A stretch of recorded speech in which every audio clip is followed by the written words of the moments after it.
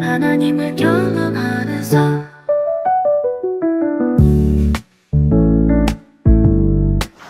자, 이제 11단원, 12단원 잘 차례. 11단원 이제 거의 총정리에 해당하는, 하나님을 경험하는 총정리에 해당하는 것입니다. 이거요. 자, 하나님 나라 시민들, 이제 하나님 나라 시민으로서의 삶의 어떤 것들을 우리가 잘 눈여겨보고 따라가야 될까, 이런 얘기들이 이제 쭉 기록되어 있습니다. 자, 하나님 나라 시민, 이런 타이틀을 붙였는데, 우리 성경에 우리가 이 땅에 있는 하나님 나라라는 것을 가르쳐주는 내용이 많이 있죠. 그 중에 특기할 만한 것이 있습니다. 빌립보서 3장 20절이 그걸 얘기하려고 하죠. 오직 우리의 시민권은 하늘에 있는지라. 근데 우리는 죽어서 하늘에 간다, 자꾸 그런 식으로 해석을 하죠. 바울의 뜻을 완전히 왜곡시켜서. 바울이 무슨 얘기한 거죠? 우리는, 교회는 하늘나라의 식민지다, 그걸 얘기하려고 쓴 거예요. 이 땅에 있지만 소속이 하늘나라다. 왜 그런 줄 아세요? 빌립보 교회만 그렇게 쓴 거예요. 빌립보 교회. 다른 편지에는 그런 말조차 하지 않습니다. 왜 그래요? 다른 사람들은 뭔지 알기는 알지만 이렇게 피부로 와 닿지 않으니까 그런 단어를 사용 안 합니다. 근데 빌립보 교회만 그 단어를 사용해요. 우리는 하늘에 속한 식민지다. 하늘이 이 땅에 내려왔다. 그게 빌립보 교회다. 왜 그렇지? 빌립보라는 특수성 때문에. 로마 제국에 있는 예루살렘도 이스라엘도 다 식민지 맞습니다. 근데 직할 식민지, 완전히 로마와 똑같은 식민지는 빌립보 몇 군데밖에 없었어요, 그 당시. 자, 그럼 여러분 빌립보의 배경 아시죠? 원래 빌립보라는 도시는 알렉산더 대왕의 아버지가 자기 이름으로 세운 도시입니다. 알렉산더 아버지의 이름이 필립이죠. 그래서 빌립보가 된 거예요. 필립바이. 자, 그래서 BC 한 4세기 때부터 시작해서 발전된 도시입니다. 근데 바울 당시에 빌립보가 큰 도시로 발족한 이유는 어거스터스가, 줄리어스 이저의 양아들인 옥타비언스가 어거스터스 해서 로마 초대 황제가 되죠. 이 황제가 자기가 황제가 되는 과정에서 삼두 정치를 하다가 성자가 되는 과정에서 정적들을 하나씩 제거하는 과정이 있었어요. 그렇죠? 그때 안토니하고도 같이 해서 또 물리치고, 해서 마지막에 안토니 클레오파트라까지 물리치고 로마 제국의 이제 단독 리더가 되는 과정이 있죠. 그 과정 속에서 로마 시민만 군대가 되는 게 아니라 로마가 다스리고 있는 식민지의 시민권이 없는 많은 사람도 군대 모집해서 목숨 걸고 자기를 위해서 싸워줬거든요. 그러니까 이 사람이 나이가 많이 돼서 이들을 이제 퇴역시켜야 되는데, 자기를 위해서 목숨을 걸고 몇십 년을 바친 사람들에 대한 대우를 해줘야 될 거 아니에요. 그래서 로마 시민권을 부여한 겁니다. 그 당시에 시민권 대단하죠. 바울도 시민이었기 때문에 많은 그게 있었죠. 위기를 모면하고 이런 게 있죠. 그러니까 이 시민권이 중요합니다.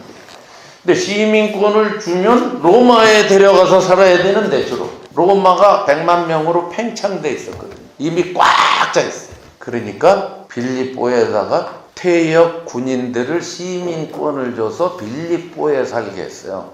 그래서 그 빌립보를 로마와 똑같이 만들어줬어요. 그러니까 로마에 있는 걸 그대로 만들어줬어요.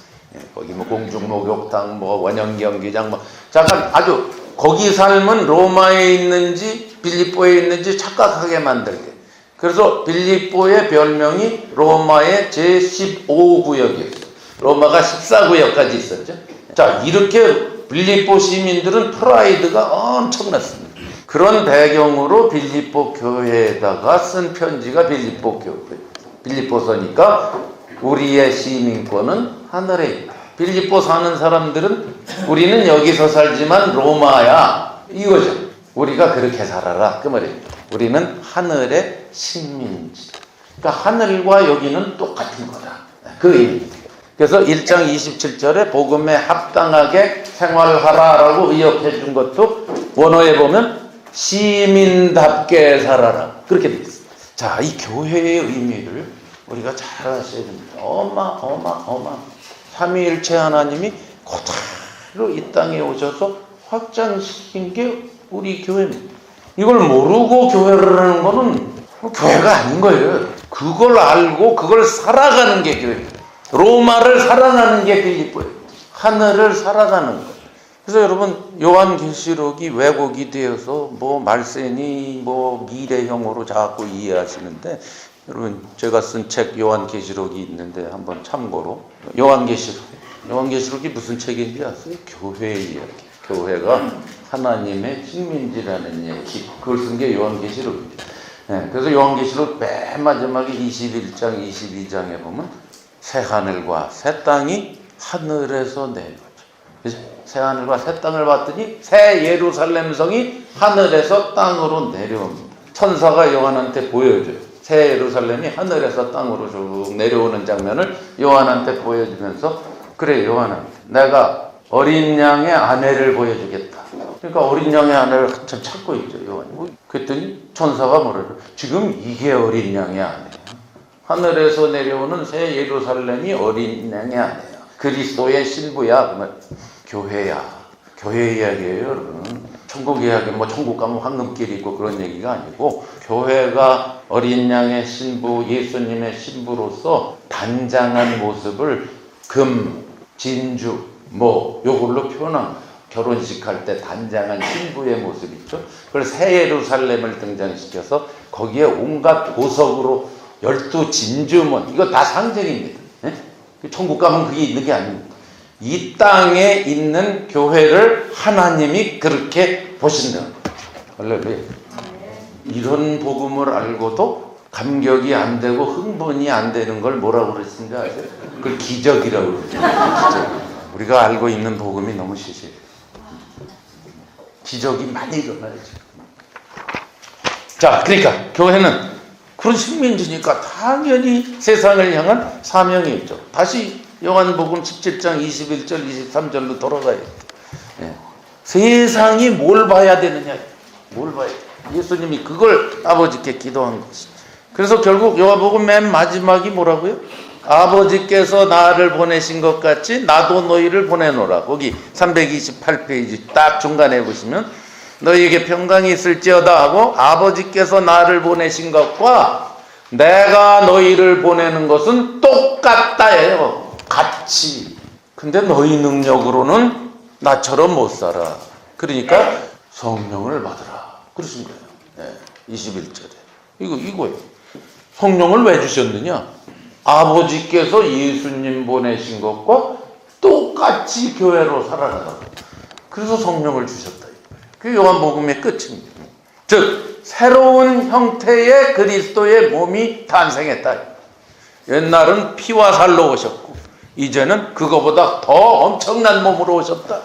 예수님이 30여 년 동안 피와 살이 있는 아주 제한된 몸으로 돌아다녔는데 팔레스타인 땅에, 지금은 그거보다 큰 몸으로 오셨다. 그게 교회입니다. 자, 그래서 329페이지 중간에 보시면 교회에는 살아있는 생명체이다. 예수님의 생명이 약동하는 몸입니다. 그게 교회입니다. 조직도 아니고 기관도 아니고 건물도 아닙니다. 유기체입니다. 생명체입니다. 그러니까 생명체는 생명체답게 기능을 발휘해야죠. 그래서 뭐 그런 얘기들 여기에 뭐 이제 같은 민족 이외에 다른 민족도 품고 뭐 이런 얘기들이 이제 쭉 써 있어요. 왜? 초대교회가 그랬습니다. 교회는 갈라디아서 3장 28절에 교회가 뭐다 딱 나옵니다. 거기에는 세 가지 차별이 없습니다. 그렇죠? 세 가지 차별. 헬라인이나 유대인 차별 없습니다. 그렇죠? 종이나 자유자 차별이 없습니다. 남자와 여자의 차별이 없는 이 세상 최초의 공동체가 교회였습니다. 역사상 그 어떤 것도 3대 차별이 없는 곳이 세상에 없었습니다. 오로지 에클레시아만, 인종차별 없고요, 계급차별 없고요, 성차별이 없고. 그렇다고 요즘 무슨 이상한 운동하는 그런 그런 얘기가 아닙니다. 하나님 앞에서 남자와 여자의 차별이 없다. 그렇듯이. 그게 교회입니다. 자, 2과로 넘어가시면 335페이지 하나님 나라의 방법들, 어떤 방법으로 교회가 되어야 되느냐? 이 세상 원리와는 동떨어져야 된다. 예수님이 요한복음 18장 36절에서 내 나라는 세상에 속한 것이 아니라 하나님 나라의 식민지가 여기 오는 거니까, 만일 내 나라가 이 세상에 속한 것이었더라면 내 종들이 싸워 나로 유대인들에게 넘겨지지 않게 하였으리라. 이제 내 나라는 여기에 속한 것이 아니라. 빌라도 앞에서 예수님이 하신 말씀입니다. 세상의 원리와 전혀 다르다. 그러니까 우리는 세상에서 이기는 방법을 취하는 것이 아니라 예수님처럼 지면서도 이기는 방법으로 교회를 하는 겁니다. 지면서도 이기는 방법입니다. 그게 십자가죠. 그렇죠? 그래서 오늘날의 기독교는 승자들의 행진이었기 때문에 하나님에게서 많이 멀어져 있습니다. 여러분. 가톨릭이 그랬고 개신교도 마찬가지. 그렇죠? 여러분, 여기에서 우리는 소수라도 거꾸로 가야 돼요. 거꾸로. 이 세상과 동떨어진 교회를 한번 하다가 가야 돼요. 개혁자들이 훌륭하지만 교리의 개혁을 훌륭하게 했죠. 근데 여러분, 마틴 루터가 이신칭의 처음 얘기한 사람이 절대 아닙니다. 그 전에 계속해서 개혁자들이 있어 왔어요. 2000년 내내, 1500년 내내. 근데 그들은 형장의 이슬로 다 죽었어요. 대표적인 사람이 존 허스예요. 지금의 체코예요. 마틴 루터보다 정확히 100년 전 사람, 1417년 사람입니다. 그 사람 가톨릭 신부였지만 마틴 루터보다 더 많이 깨달았어요. 그래서 가톨릭 교인들한테 복음을 가르쳤어요. 그러다 결국 종교재판에 회부돼서 화형당해 죽습니다. 존 허스가. 허스가 죽으면서 뭐라 그랬냐면, 지금은 내가 비록 이렇게 죽어도 하나님께서 100년 안에 내가 지금 전하고 있는 이 복음을 또 전하게 되는 역사가 나타날 것이다. 정확히 100년 후에 마틴 루터가 나오고. 근데 마틴 루터는 화형당해 죽지 않았습니다. 왜 그래? 국가 권력을 뒤엎었기 때문에. 현자 프레데릭이라는 영주가 도와줬잖아요. 살아남고 국가 권력을 늘 의지했어요. 여러분, 캘빈도 제네바 시 위원회의 백업에 의해서, 즈빙글리도 쭈리히에서 백업. 전부 개혁자들이 성공할 수 있었던 이유는 국가 권력이에요. 예수님과 정반대 방향으로 나가는. 그러니까 이걸 우리가 잘 알아야 돼요. 이걸 잘 알아야 돼요. 그거 덮어놓고 우리는 세상과 타협하면 안 됩니다. 참된 예수님의 제자들은 전부 형장의 이슬로 사라졌어요. 단 1년 만에, 2년 만에, 5년 만에. 우리도 그렇게 살아야 돼요. 세상과 완전히 따로 노는 공동체. 이게 하나님 나라의 방법입니다. 요한복음 18장 36절은 너무나 중요한, 우리들이 오늘날 교회로 살아가는 데 있어서 아주 기본 원리로 삼아요. 그래서 이제 하나님 나라의 비유들이 여기 이제 많이 나오는데, 여러분, 이제 이 비유는 거의다가 하나님 나라가 세상에 있을 때의 모습을 쓴 겁니다. 곡식과 가라지의 비유, 모와 모의 비유, 많이 나오죠. 이런 거 다 하나씩. 그래서 하나님 나라는 어떤 방법으로 나아가야 되느냐. 제3과도 하나님 나라의 방법, 비유들이 쭉 나오고, 343페이지 보면 이제 목록이 있습니다. 하나님 나라의 원리. 어떤 원리를 갖고 살아야 되느냐. 거기 9가지가 등장하는데요. 굉장히 중요합니다. 내 목숨을 위하여 염려하지 말라. 주님의 나라와 목적을 먼저 구하라. 항상 하나님 나라는 이것에 의해서 행하여져야 됩니다. 두 번째 보면, 하나님 나라에서 큰 자가 되려면 어린아이와 같이 자신을 낮추라. 천국에서의 권세와 위대성은 힘, 영향력, 또 지위에 있지 않다. 로마 카톨릭의 행을 보고 개혁자들이 이 짓을 해가지고 세상과 타협한 겁니다. 전부 섬김입니다. 예수님이 나는 섬기러 왔다. 나의 목숨을 많은 사람의 대속물로 주려. 철저한 섬김입니다. 예수님. 그러면 교회는 철저하게 예수님처럼 살아야죠. 자기 자신을 던진다. 그런 표현을 했죠. 그 6번에 보면, 다른 사람을 위해서 자기 자신을 던지면 하나님이 의도하시는 온전하고 풍성한 삶을 발견할 것이다. 낮추고 섬기고. 이 말을 영어 단어로 deference라고 합니다. 잘 안 써요. 미국 사람들도 잘 안 쓰는 단어인데요.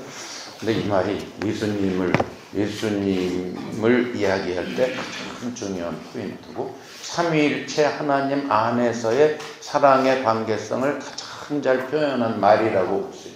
데퍼런스가 뭐냐면요, 나를 낮추고 상대방을 높인다는 뜻이에요. 그러니까 예수님 말씀 그대로. 아마 삼위일체 안에서 창세 전부터 영원토록 우리 하나님은 아버지가 자신을 낮추고 아들을 높이고 아들은 자신을 낮추고 아버지를 높이고 이런 사랑으로 완전한 교집합을 이루고 계셨어요. 그걸 그대로 확장시키려고 오셨으니까 십자가를 앞두고 예수님이 제자들한테 행하신 게 딱 하나예요. 발을 닦으셨어요. 제자들 발 닦으셨어요. 그래서 요한복음 13장 자기 사람들만 넣고의 시작은 발 닦는 거예요. 시작. 네. 주님인데 제자들의 그 더러운 발을 씻겼어요. 너희도 이와 같이 하라. 그러고 그와 같이 할 수 없는 사람 제거된 다음에, 가룟유다 제거된 다음에 나오는 게 새 계명입니다. 예수님이 먼저 서로 사랑한다는 게 뭔지를 시청각 교육을 먼저 보여주시고 자기를 낮추시고 별 볼 일 없는 제자들을 높이시고 발 닦고 그렇게 살 수 없는 생명이 없는 자 가룟유다 떠납니다. 그리고는 그 자리에서 하신 말씀이 새 계명을 너희에게 주노니 서로 사랑하라. 그러니까 이거밖에 없어요. 교회는 이것만 하다가 죽는 거예요. 계속 섬기고 사랑하고 희생하고 주고 저쪽에서 안 줘도 아무 상관없어요. 나는 주고 섬기고 또 섬기고 이렇게 누군가는 시작을 해서 그게 전염이 되고 전염해서 공동체 전체가 그저 나를 낮추고 상대방을 높이고 또 저기는 자기를 낮추고 상대방을 창세 전에 아버지와 아들과 성령이 하시던 그게 그대로 복사판으로 펼쳐지는 공동체. 그게 하나님 나라죠. 그렇죠? 그걸 보여주는 겁니다. 그래서 여기 그 9가지 비판하지 말라, 서로에게 복종하라, 서로에게 서로 복종하라 다음에 아내들아 남편에게 복종하라가 나오는 거야. 그러니까 거기서부터 자꾸 읽죠, 남편들이. 아내들아 남편에게 복종하라. 거기서부터 읽어요. 또 바로 전에 뭐가 있죠? 서로 복종하라가 먼저 있어요. 교회의 지체 안에서의 복종을 경험하고 실천하는 사람만이 가정에서도 복종이 가능하다. 그 말입니다. 자, 사과, 코이노니아. 앞에서도 나왔었죠. 사귐, 영어로는 펠로십, 한자 말로는 교제. 그 말이 그리스 말로 코이노니아죠. 살아계신 그리스도와의 실제적이고 개인적인 코이노니아가 일어나야 됩니다. 교회는 하나님의 사귐이 확장된 거니까. 그러니까 여기 요한일서 1장을 읽으라고 돼 있죠. 밑에. 여러분 이 말씀 엄청 중요하죠. 코이노니아로 시작했어요. 요한일서가. 태초부터 있는 생명의 말씀에 관하여는 우리가 들은 바요 눈으로 본 바요 자세히 보고 우리의 손으로 만진 바라. 이 생명이 나타내신 바를 된지라 이 영원한 생명을 우리가 보았고 증언하여 너희에게 전하노니. 이렇게 돼 있어요. 그러니까 여기 우린 누굽니까? 요한을 포함한 다른 사도들이죠. 그렇죠? 예수님을 만지고 주목했고 보고 그분에게 듣고 한 실질적으로 예수님을 경험했던 사람들. 그게 우리입니다. 우리가 요한은 예수님의 품에 안기기도 했어요. 다른 제자보다 훨씬 더 사랑을 받았다고 요한복음에 쓰고 있어요. 어느 정도? 만찬석상에서 예수님의 아예 품에 안겼어요. 물론 유대인들은 이렇게 하고 밥을 먹습니다. 근데 아예 요한은 예수님의 너무 사랑을 받기 때문에 아예 예수님 가슴에 안겨버려요. 그 정도로 코이노니아했다. 그렇기 때문에 그 경험을 아는 요한이 1장의 서론에서 아버지의 독생하신 독생자를 하나님 품에 있는 이런 표현을 썼어요. 자기가 예수님 품에 안겨서 얼마나 사랑을 경험했는지 그 경험을 아버지와 아들의 관계성으로 표현한 게 1장 18절. 독생하신 하나님이 아버지의 품에, 하나님 품에 있다. 이런 표현을 썼어요. 자, 그게 교회예요. 자, 하나님이 이제 이 땅에 아들로 나타나셨습니다. 아들이 오셨어요. 그래서 그 아들을 우리가 요한, 야고보, 베드로, 바돌로메, 자 이런 사람들이 우리가 경험했습니다. 보았고 그 다음에 증언하여 너희, 그러니까 뭐죠? 2세대입니다. 2세대. 지금 요한 1서를 받고 있는 교회를 말합니다. 너희입니다. 이제 너희에게 전하노니 이는 아버지와 함께 계시다가 우리에게 나타나신 바 되니시라. 예수님이죠. 자, 그분을 우리가 보았고 만진 걸 너희에게 전한다. 그랬어요. 우리가 보고 들은 바를 너희에게도 전함은, 그 다음에 너희로 우리와 1세대 제자들과 2세대 교회와 사귐이 있게 하리라. 코이노니아가 벌어진다. 복음이 전파돼서 이 복음이, 생명이, 제자들한테 있던 복음이 저쪽으로 전가돼서 여기도 생명으로 교회가 됩니다. 그래서 우리와 이제 코이노니아가 이루어진다. 자, 그 다음에 보세요. 우리의 사귐은, 이제 이 우리는 앞에 우리가 아닙니다. 이제 앞에 우리와 너희가 하나 된 우리입니다. 그렇죠? 그러니까 우리의 사귐은 이렇게 됐어요. 우리의 사귐은 어디에 있냐? 아버지와 그의 아들 예수 그리스도와 더불어 누립니다. 요렇게 전파가 돼야 된다. 1세대가 예수님과 함께 3년 동안 먹고 자고 품에 안기고 완전히 코이노니아 했던 그 총체적 경험을 갖다가 그 다음 세대에다가 전파하는 거예요. 사형리가 전파되는 게 아니고, 뭐 십자가의 메시지가 전파되는 게 아니고, 그게 전파되는 거예요. 예수님이 아버지와 함께 계시다가 그 창세전의 경험과 모든 것을 갖고 오셨기 때문에. 그러면 이 제자들도 그걸 갖고 가서 전파해서 교회가 생긴 건데, 그 다음에 이게 끊겨버리면 어떻게 되겠어요? 뭐만 남겠어요? 코이노니아는 사라지고 메시지만 계속 전파될 게 아니에요.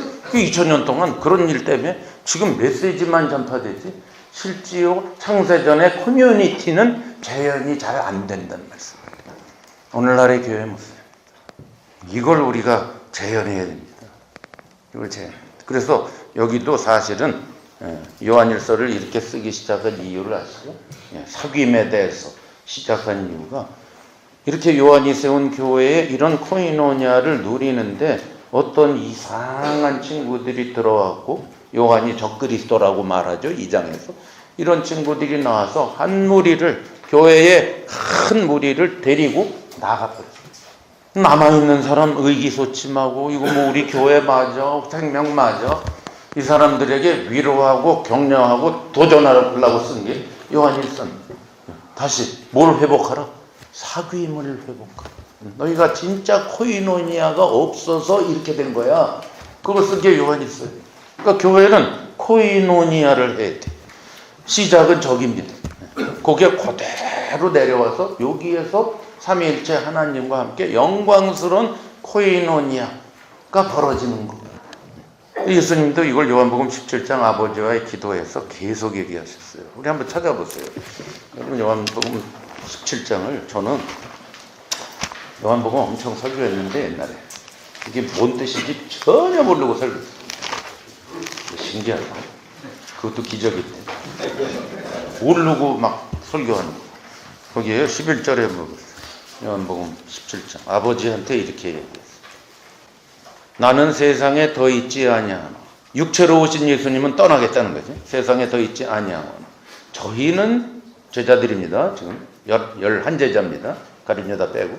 저희는 세상에 있었고 나는 아버지께로 가옵나니 거룩하신 아버지여 내게 주신 아버지의 이름으로 저희를 보존하사 우리와 같이 저희도 하나가 되리라.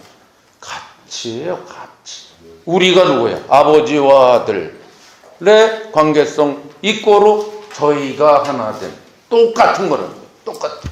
이게 교회에서 벌어져야 된다. 같이라는 말이 얼마나 많이 나오는지 보세요. 14절에도 내가 세상에 속하지 아니함 같이 똑같이 저희도 교회는 세상에만 있을 뿐이지 세상하고 전혀 따로 논다. 예수님처럼 산다 이 말이죠. 16절에도 내가 세상에 속하지 아니함 같이 계속 강조하십니다. 18절 아버지께서 나를 세상에 보내신 것 같이 나도 저희를 세상에 똑같다. 예수님과 교회는 똑같은 거예요. 네. 21절 아버지께서 내 안에 내가 아버지 안에 있는 것 같이 7번 같이입니다. 7번 같이. 하나라는 말도 반복됩니다. 11절에 우리와 같이 저희도 하나 21절에도 저희도 하나가 되어 우리 안에 22절에도 우리가 하나 된 것 같이 저희도 하나 23절에도 내가 저희 안에 아버지께서 내 안에 계셔 저희로 온전함을 이루어 하나가 되게 하려면 전부 같이 하나 같이 하나 같이 하나 누구처럼? 아버지와 아들처럼. 그게 교회라는 것이죠. 우리는 이거를 이루지 않으면 사실상 실패하는 인생입니다. 교회를 아무리 많이 세워도 소용이 없습니다. 왜? 이게 안 벌어져. 이게 안 벌어져. 뭐 비슷하게라도 벌어져야 될 거예요. 그러니까 성경에는 그리스도의 몸이다 하나님의 집이다 하면서 바로 이 실체가 벌어져야 될 것을 끊임없이 강조합니다. 우리가 성경을 그렇게 안 봐서 그렇지 도배를 하고 있어요. 도배를 하고 있어요. 여러분 하나님의 집에 대해서도요 우리 생각해 보면 결국 하나님은 마지막 집 완성된 실체를 딱 내다보시면서 타락한 인류를 거기까지 이끌기 위한 작업을 쭉 하십니다. 그래서 이스라엘 택하시고 제일 먼저 하나님이 이스라엘과 함께 산다. 그걸 가르쳐 주시려고 광야의 성막 때부터 성막을 지으라. 그렇죠? 그래서 성막이 지성소에 내가 산다. 그죠? 근데 광야에 돌아다닐 때니까 천으로 만들어라. 그것뿐이야. 그러니까 하나님의 집이에요. 출애굽기 25장부터 40장이 전부 성막 만드는 얘기입니다. 그래서 모세가 완전히 완성을 합니다. 근데 출애굽기 맨 끝에 보시면은 모세가 완성을 하고 성막 안으로 들어가려고 했더니 여호와의 영광이 가득 차가지고 모세가 감히 들어갈 수가 없더라. 그렇게 그러니까 하나님이 임재해 계신다. 이스라엘이 공동체 안에 하나님이 사신다. 그런 의미입니다. 그래서 그 영광이 가득 차고 충만했더라. 못 들어가요. 근데 그 임시잖아요. 임시. 그래서 가나안 땅에 들어갑니다. 들어가가지고도 실로에 그 성막이 있었는데 그 뭐 언약궤를 갖다 전쟁에 사용하고 뭐 뚱딴지 같은 짓을 합니다. 이스라엘은 전혀 하나님의 뜻을 모릅니다. 그러다가 나중에 가서야 하나님의 목적과 뜻을 이해한 사람이 있어요. 다윗입니다. 다윗. 그래서 하나님의 집을 지어드려야지. 그랬더니 하나님이 너는 하도 피를 많이 묻혀서 네 대에 말고 네 아들 대에 줘라. 그래서 다윗이 다 준비했어요. 백향목 또 석수쟁이 동원 다 했어요. 솔로몬은 그냥 숟가락만 얹고. 그래서 솔로몬이 예루살렘 성전을 솔로몬의 성전을 짓습니다. 열왕기상 8장에 보면은 다 필했을 때 제사장들이 성전 안에 들어가서 사역을 하려고 딱 앉았다가 일어나려고 그러는데 여호와의 영광이 가득 차서 못 일어났더라. 이렇게 똑같은 일. 아까는 모세가 못 들어갔다. 지금은 똑같이 제사장이 못 일어났다. 여호와의 영광이 가득 차. 하나님이 살기 시작했다.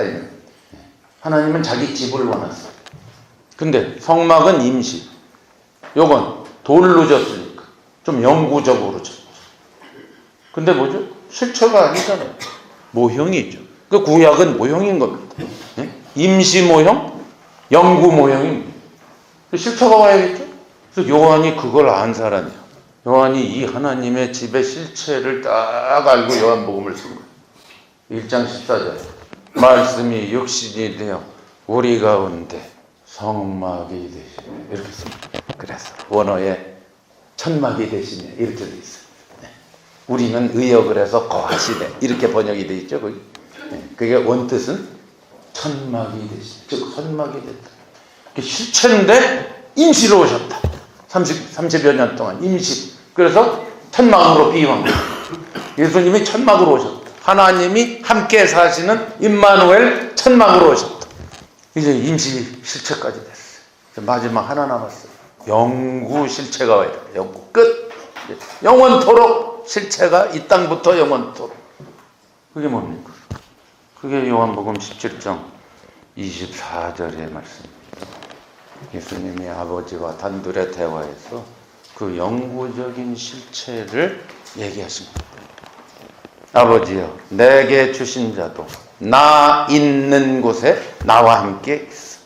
아버지께서 창세 전부터 나를 사랑하심으로 내게 주신 나의 영광을 저희로 보게. 성막에 있었던 영광, 성전에 있었던 영광, 독생자 예수 그리스도에게 성막이 되시며 우리가 그 영광을 보니 아버지의 독생자의 영광이었다. 그 영광이 마지막으로 이제 어디로? 저희로 확장됐어요. 그래서 저희로 보게 이제 영광이 교회에 충만하게 됐다 이 말이에요. 요걸 이해한 사도 바울이 에베소서에 이렇게 얘기합니다. 에베소서 1장에 기도, 갑자기 복음 전하다가 복음 얘기하다가 기도로 싹 바뀌더니 결론을 이렇게 얘기합니다. 1장 23절. 교회는 그의 몸이니 만물 안에서 만물을 충만케 하시는 자의 충만 자체가 교회. 성막에, 성전에 예수님에게 있었던 충만이 이제는 누구한테? 교회에 있다. 마지막 성전입니다. 마지막 성전. 그래놓고 3장에 가서도 또 한참 얘기하다가 또 기도로 들어가서 뭐라고 그러냐면 19절에 그 넓이와 깊이와 높이와 깊이가 어떠함을 깨달아 하나님의 모든 충만하신 것으로 너희에게, 에베소 교회에게 충만하시기를 원하고 21절에 교회 안에서 그리스도 안에서 영광이 대대로 영원무하기를. 자, 이게 마지막 성전입니다. 마지막입니다. 영구적인 실체다. 우리가 그걸 이루며 살아가는 공동체가 교회입니다. 이걸 제대로 알고 우리가 교회를 해야 됩니다. 이걸 제대로. 교회는 전도기관이 아닙니다. 무슨 선교기관이 아닙니다. 이겁니다. 이거를 제대로 알면 우리 교회 지체들이 한 명 한 명이 이 어마어마한 실체와 복음을 알면 어떻게 되겠어요? 제가 결국에 단 5명, 10명도 괜찮아요. 이 영광, 이것을 보고 하나가 되고 같이 이거를 누릴 수만 있다. 이런 교회를 한번 살다가 가보시지 않겠습니까? 저의 꿈은 그건데요. 계속해서 그런 바울이 얘기한 이런 교회 347페이지 보시면 형제 혹은 형제들이라는 단어에 그리고 사랑이라는 단어 동그라미 치고 밑줄을 그어보십시오. 하고 이제 요한일서가 전부 그 얘기를 한다. 형제 바울도 신약에 몇백 번 기록된 말이에요. 형제 전부 가족 개념으로 갖고 있어요. 형제. 아까도 제가 얘기했죠. 그러면 형제를 은퇴하십니까? 아까 김기동 목사님하고도 그 은퇴에 대해서 얘기했는데 오빠를 은퇴하십니까? 형제? 형을 은퇴합니까? 나는 너무 형 노릇 오래 했으니 오늘부터 은퇴다. 네가 형 노릇해라. 그거 말이 안 돼. 동생 보고 형 노릇하라. 말도 안 되는 소리. 가족입니다.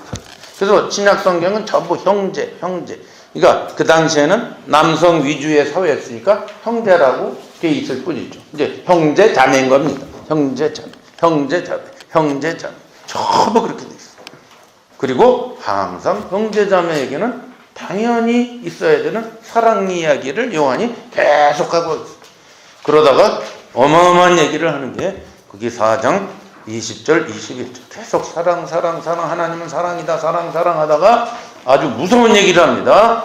348페이지 맨 위에 누구든지 하나님을 사랑하노라 하고 말하고 그 형제를 미워하면 이는 거짓말하는 자니 보는 바 그 형제를 사랑하지 아니한 자는 보지 못하는 바 하나님을 사랑할 수 없느니라. 공동체 안에서 이게 벌어지지 않는다면 그건 공동체라고 볼 수가 없어요. 거짓말이죠. 거짓말. 사랑 얘기는 무지 많이 하는데 바로 옆에 하나님이 갖다 준 형제를 사랑할 생각이 없어요. 아프리카에 있는 사람은 사랑하려고 선교사를 보내는데 옆에 있는 형제자매는 사랑할 생각이 없어. 선교는 잘하는 사랑은 안. 그럼 뭐 아니지. 거짓말장이랬어. 거짓말. 뭐 속여도 해야 되겠지만 더 중요한 건 옆에 있는 형제 자매를 예수님처럼 사랑해야 된다고요. 자, 그래서 그거에 대해서 여기 헨리 블레카비 목사님이 쭉 얘기했어요. 여기 뭐 밑에 보면 모질게 대하고 무자비하게 대하고 말싸움을 하고 조롱을 하고 명예를 교인들 간에 고린도 교회가 그렇게 됐죠. 교인끼리 법정을 가질 않나. 별 말도 안 되는 짓을 하죠. 초대교회도 예외가 아니에요. 그러니까 보는 바 형제를 사랑하지 아니하는 자는 보지 못하는 바 하나님을 사랑할 수 없고, 이거 그대로 실천하고 살아요.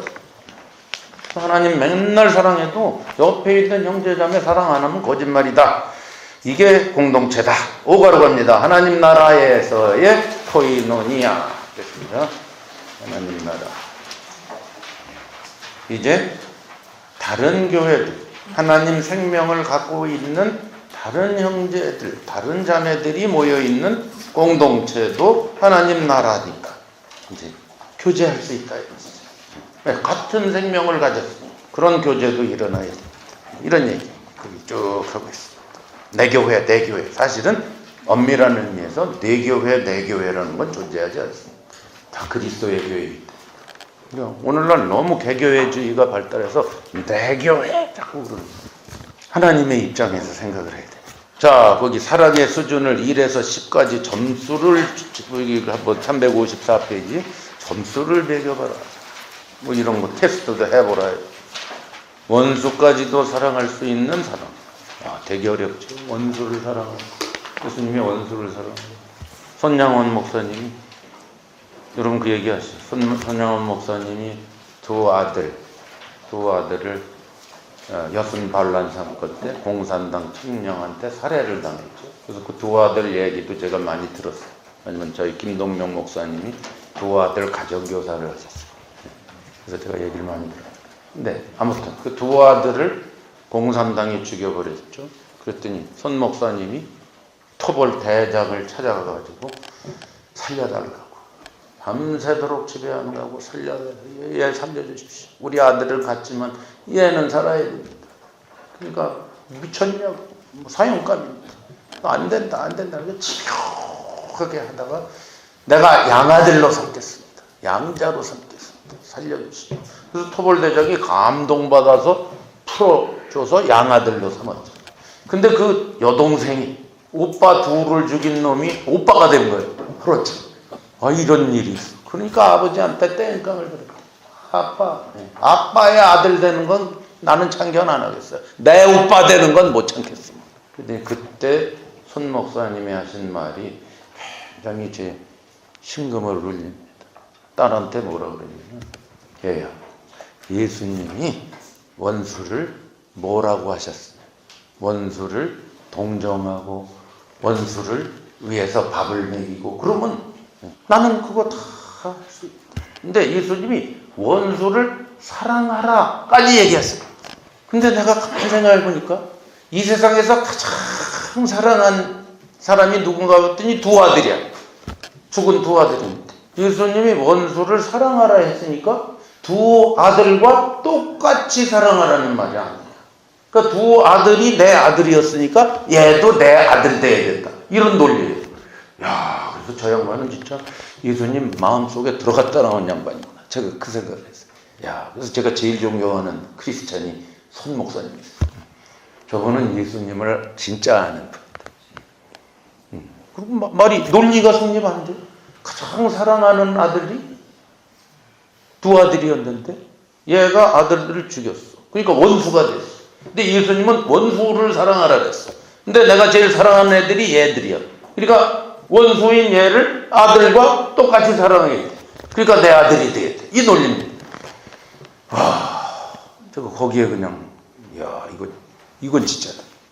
그래서 그 아들이 평생 죄책감에 시달리다 죽었는데, 그 죽을 때에 아까 오빠, 내 오빠가 될 수 없다 한 그 사람하고 원수처럼 지내다가 죽기 전에 화해했어요.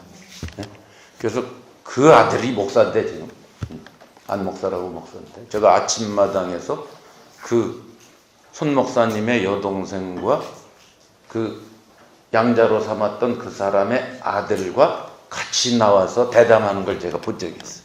지금은 사이좋게 잘 지내더라고요. 그러니까 손 목사님이 하신 일이 열매를 맺어요. 주님의 순종하면 그런 일이 벌어지더라고요. 사랑하라, 사랑하라. 교회는 사랑하라, 원수까지 사랑하라. 그리고 진정한 가족이라면 필요를 나누고, 그렇죠? 필요를.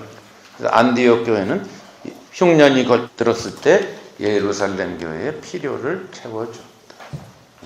뭐 이건 사도 바울도 이방인 교회 세우고 예루살렘이 계속 가난하고 굶고 하니까 이방인 교회들에게서 전부 돈을 모아갖고 마지막에 예루살렘을 가잖아요. 교회는 내 교회 내 교회가 없다.